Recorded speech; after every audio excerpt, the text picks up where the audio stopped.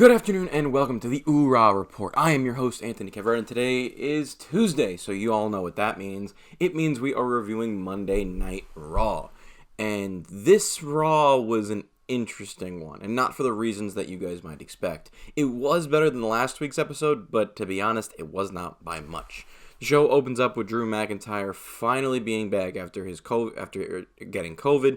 He basically tries to hype up his match with Goldberg on Sunday, and it doesn't work. Goldberg comes out. He tries to hype up the match. There's the whole, Drew, you're next, and I'm going to take the belt. And I'm just like, I don't give a crap. I really don't. I've said it before. I'll say it again. This whole thing is dumb. I do not like it. I never did. And I see that it's incredibly stupid, the fact that we're even having this match.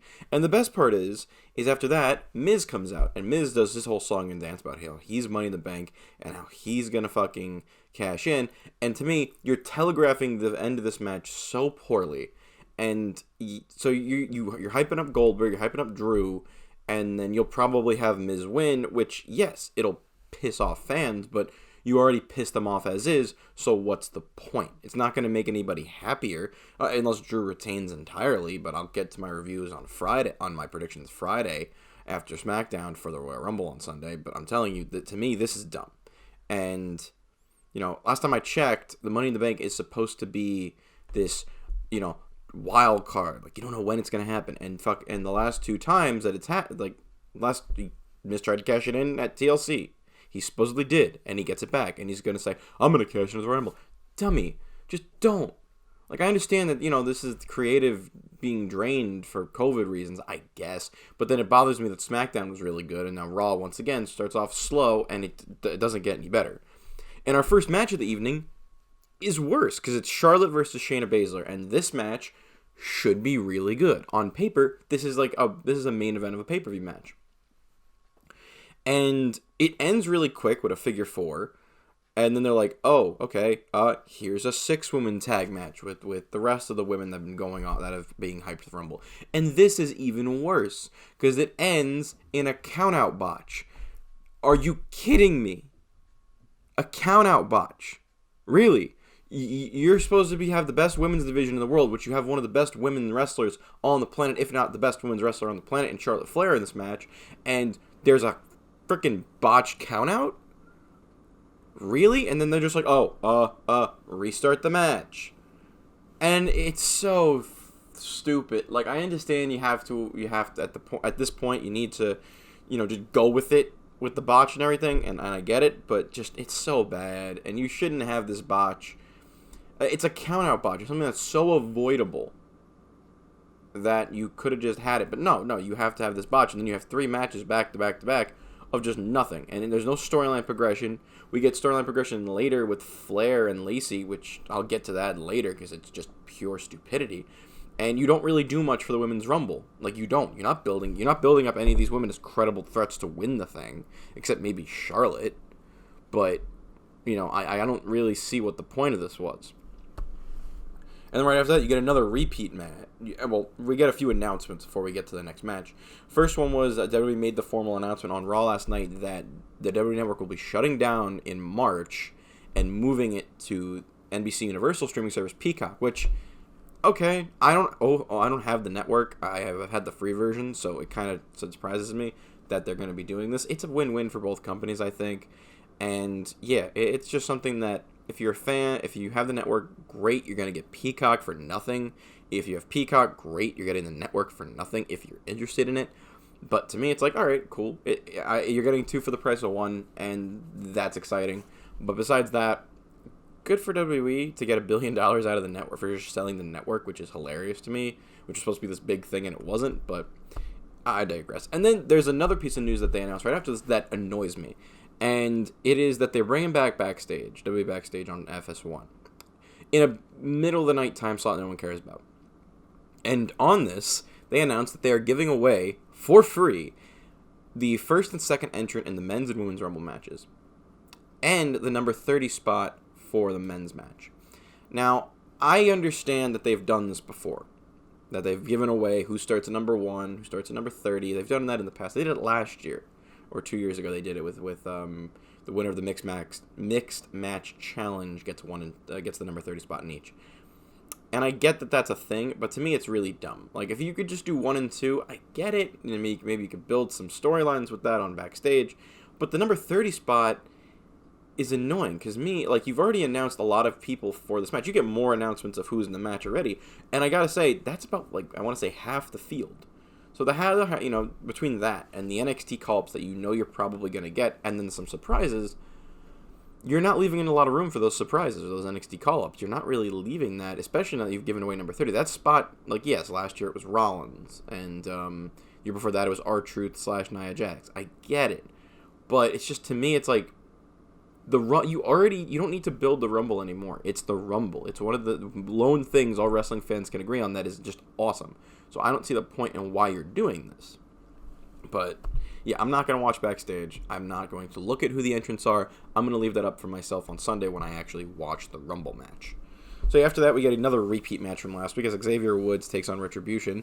And yeah, same thing, beatdown after the match. And Mustafa Ali actually says he's taking Kofi's spot in the Rumble match, which I have to give them a nod for the storytelling here, because they're actually building on that Kofi Mania at WrestleMania 35 was all because Mustafa Ali got hurt, which really good play on them to actually bring that back. And I do have to say, Mustafa Ali, as much as I don't understand the Retribution stuff and that I think it's a wasted potential for him, I do have to say that with what he's been given, especially with the storylines, they have actually done a lot of continuity stuff with him, which I enjoy. But after that, you get a good segment with the Hurt Business setting up the gauntlet match for Matt Riddle later in the night, and you get a Edge promo. And this is the first time we've seen Edge since Backlash.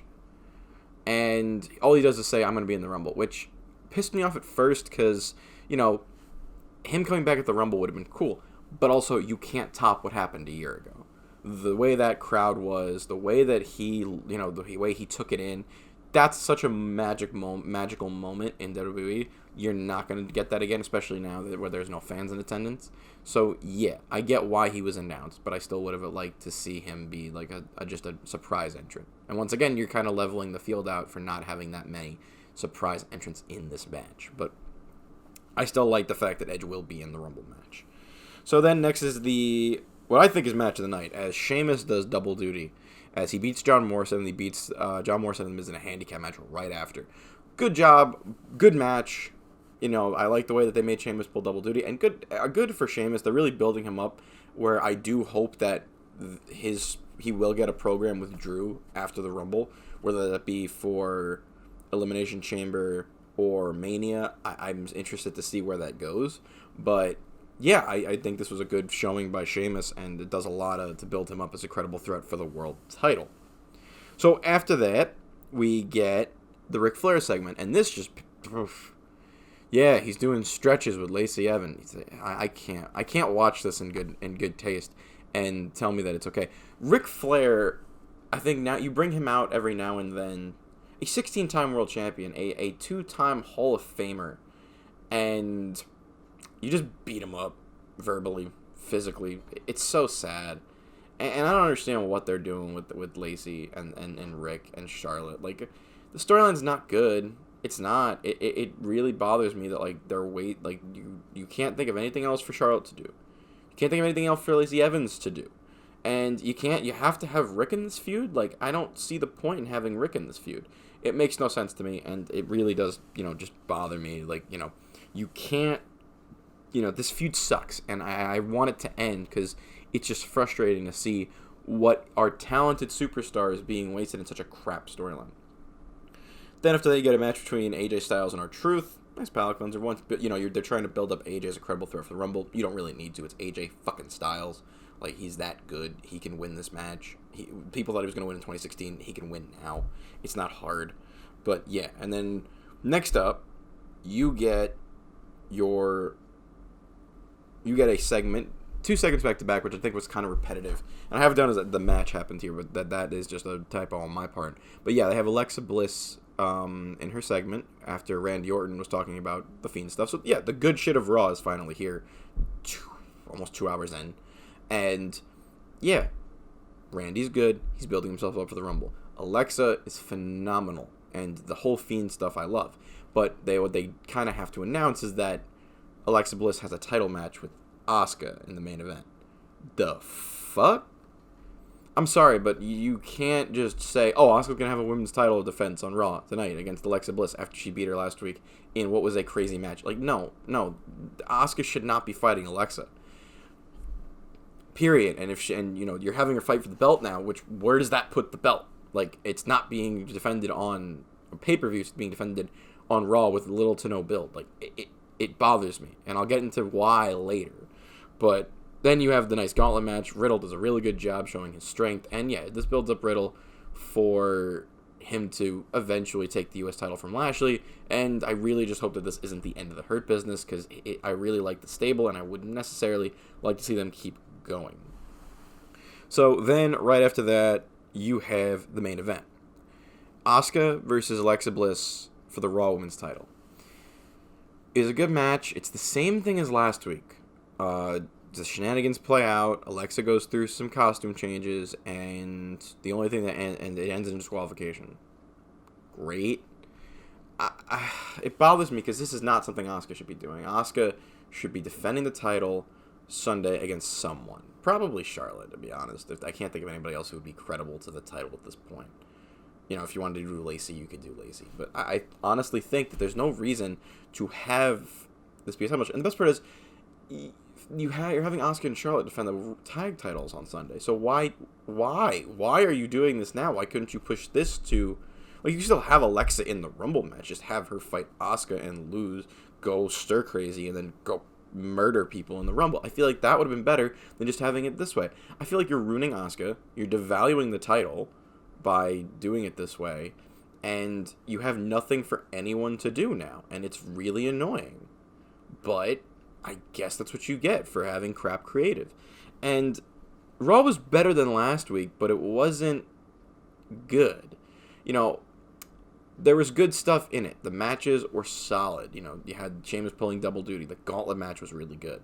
And you had good segments. You had the Hurt Business talking up Riddle.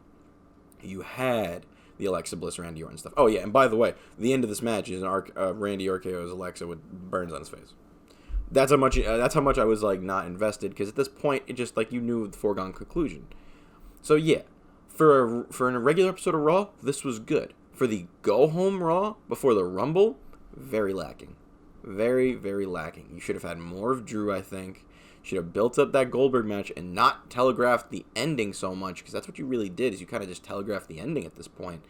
And, yeah, I'm excited for the Rumble, but I'm not excited for the Raw portion of it, because the Raw has been very lacking, and this was not a good go-home show. It was a good episode of Raw, but once again, it was not a good go-home show. Let me know what you guys think, because I really do think that Raw has just been really repetitive lately, and I do think they need a jolt in the arm. Maybe they'll get it for the road to WrestleMania. Let me know what you guys think that they can do to kind of fix the problems of the repetitiveness of Raw. In the comment section below, hit the like and subscribe button. They do go a long way. And I'll see you all here next time on the OOH-RAH Report.